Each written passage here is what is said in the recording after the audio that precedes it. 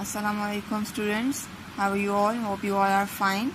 Today we will start the new chapter, Classification of Plant. Open your science book please. The second unit is Classification of Plant.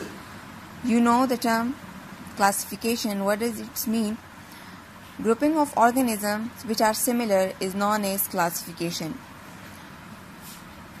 Learning outcome of this chapter is comparing the flowering and non-flowering plants. Classify the flowering plants into two major groups and give example of each group. The two major group of flowering plants are monocot and dicot.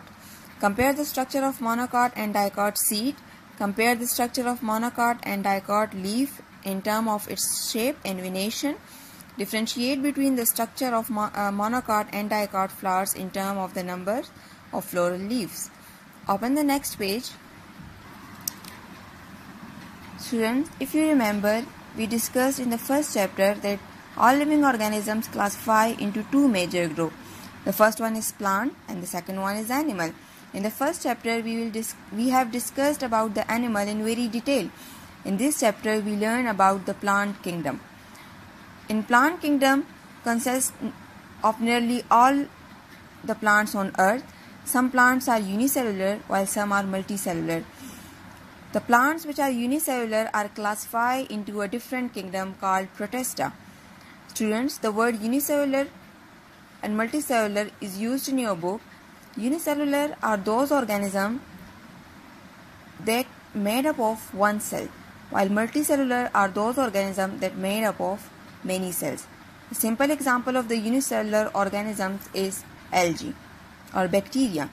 The simple example of the multicellular organisms are the humans or the flowering plants which produce seed. Characteristic of the plants are they are different from animals because they can make their own food by using sunlight. Plants get their green colors from chlorophyll which are present inside the cell. Scientists divide plants into two major groups. Some plants are flowering plants while some are non-flowering plants. Flowering plants are those plants that produce flowers, while non-flowering plants are those plants that do not produce flowers. Flowers are the most beautiful and attractive part of plant. It not only attracts the humans, it also attracts the insects. And insects help in the dispersion of seed from one place to another place. The seed usually develop inside the female reproductive parts of the flowers. Students, now today we learn about the non-flowering plants. Non-flowering plants. As I told you, non-flowering plants do not produce flowers. They are classified into three major groups: algae, mosses, ferns. They reproduce by spores because they have no flowers, so means they have no seeds. The first one is algae. Algae are the group of plants which belongs to two kingdoms. The unicellular algae belong to kingdom Protista, while the multicellular algae belong to the non-flowering plants of the plant kingdom. The characteristic of the algae is they are simplest plant and they don't have stems, leaves and roots. They have chlorophyll and they can prepare their own food by using sunlight. The largest algae are seaweeds that live in the sea water. Look at the amazing facts. Scientists believe that algae produce 87% of the world oxygen. So these plants are very essential for the environment as well as human beings. The second one is mosses. Mosses look like a carpet on the land. The suitable place for their growth is the moist, shady places on land. They have needle-shaped evergreen leaves. Evergreen leaves mean they are green throughout the year.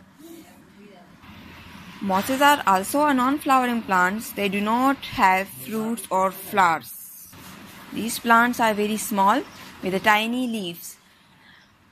They also reproduce by spore instead of seed.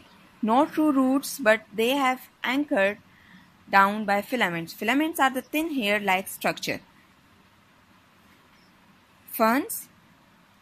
Ferns are the non-flowering plants and they are also the evergreen plants, reproduce by spore, large and green, make its own food. These plants do not like too much sunlight. The next topic is conifers.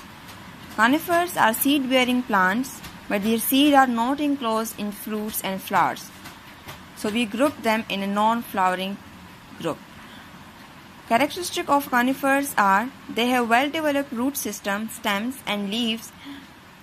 Leaves are needle-shaped, seeds that develop inside acorns, and they are evergreens. They produce seed in a special structure called cones. Example of the conifers are pines. They are called gymnosperm. Gymnosperm means the plants do not produce flowers or fruits, or its mean necked seed. Students, I will give you some tasks.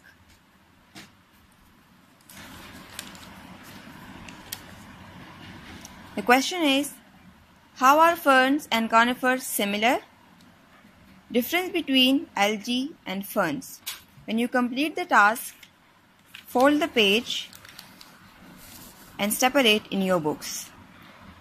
Inshallah, in the next lecture, we will learn about the flowering plants and complete the chapters. Thank you.